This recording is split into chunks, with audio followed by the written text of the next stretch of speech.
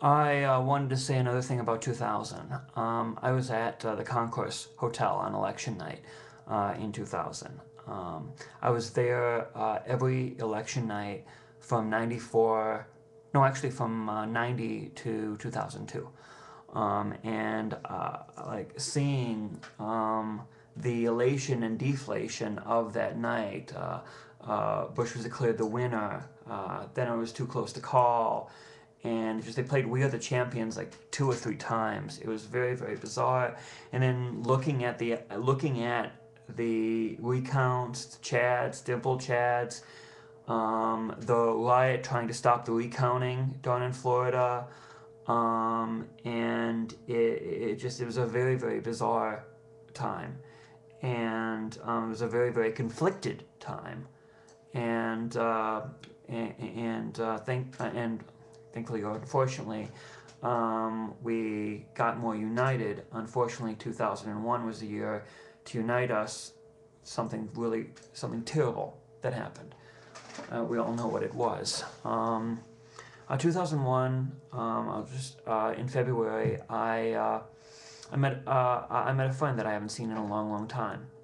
Usually, I lived at my parents' house from until 2004, and I finally moved out. And we went grocery shopping, and I said, let's go to Woodman's. I usually hate going to Woodman's because it's too industrial. The light kind of gives me a headache. But I went there, and I saw my friend Doc and Lucy, his wife, and we rekindled our friendship, and I learned, and I started role-playing, interactive storytelling, which helped spur my creativity and helped get some friendships that last till today, that I still have. 2001 was also the year I decided to go into travel.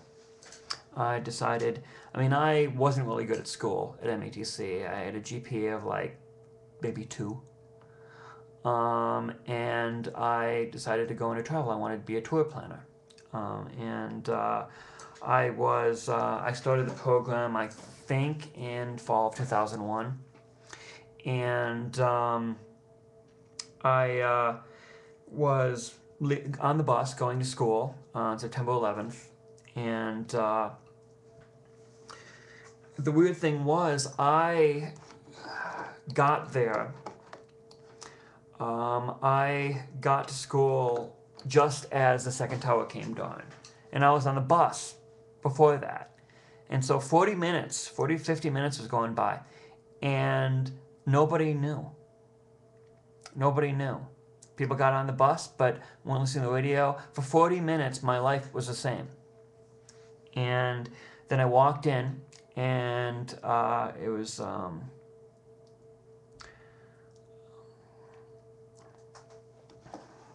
McCallum Building, I believe, and the TV was on, and everyone, like, it was like something out of a horror movie or a science fiction movie. People were just pouring at the TV, and I saw the second tower come down.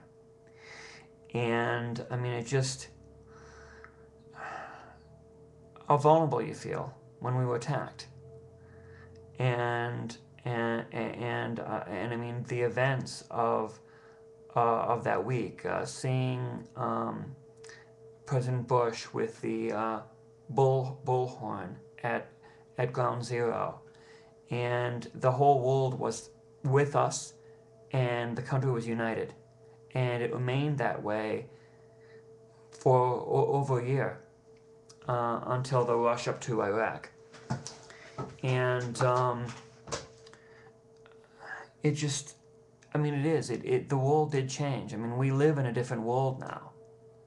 And I mean, I'm wondering if, like, what would be the equivalent, like a generation shift. And I mean, we live in the war of terror. We, airport checks. We have to take our shoes off because of Richard Reed. And it just, but the sad thing is, nobody was asking the questions,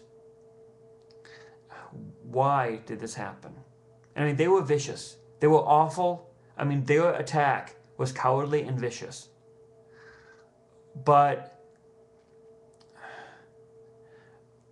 nobody was asking the questions about like why our troops are in Saudi Arabia, which they consider holy land. Nobody was asking the questions about the rampant poverty that exists that makes Al Qaeda very, very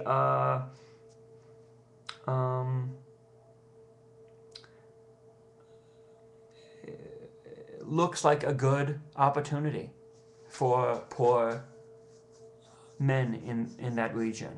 And this year, I also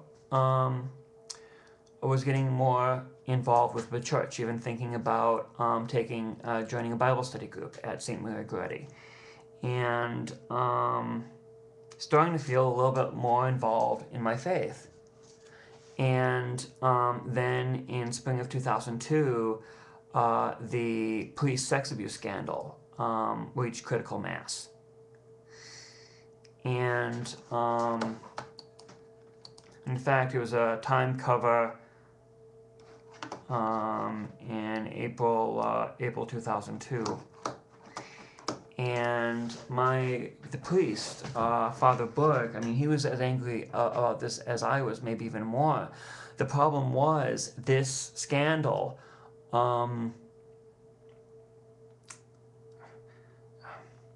lifted the veil, if you would, and all sorts of other questions about the Catholic Church came up, like its history of getting involved in temporal power, of money, of financial, of like small dioceses having to fold or come together. And at the time, I don't know if he still has it, the Pope has a summer palace. And the shifting deviant priests around. Instead of just, basically, you can forgive, you can have mercy, but there are laws that they broke. They hurt a child.